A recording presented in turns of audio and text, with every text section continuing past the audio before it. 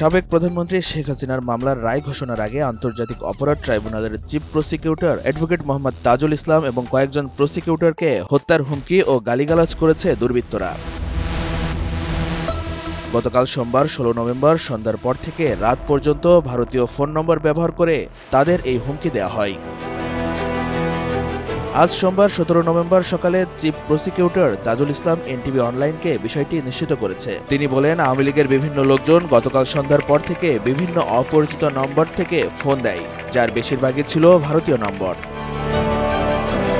Prosecutor Tarique Abdullah বলেন, আমাকে phone দিয়ে গালিগালাজ ও হুমকি দেয়। সন্ধ্যার পর থেকে রাত পর্যন্ত একাধারে ফোন দিয়ে গালিগালাজ করেছে। একই কথা বলেন প্রসিকিউটর সুলতান মাহমুদ। তারা জানান, হুমকিগুলো প্রায়শই দেয়া হয়েছে। হুমকির ভাষা একই ছিল, শেখ হাসিনাকে ফাঁসি দিলে কাউকে ছাড় নয়, নেত্রীর সাজা হলে তোমাদের জীবন শেষ করে দিব।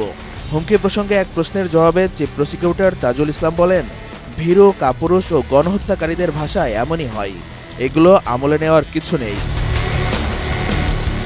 উল্লেখ্য, আজ আন্তর্জাতিক অপরাধ ট্রাইব্যুনাল ১ জুলাই গণহত্যার দায়ে পলাতক সাবেক প্রধানমন্ত্রী শেখ হাসিনা সহ ৩ জনের মামলার রায় ঘোষণা করা হবে।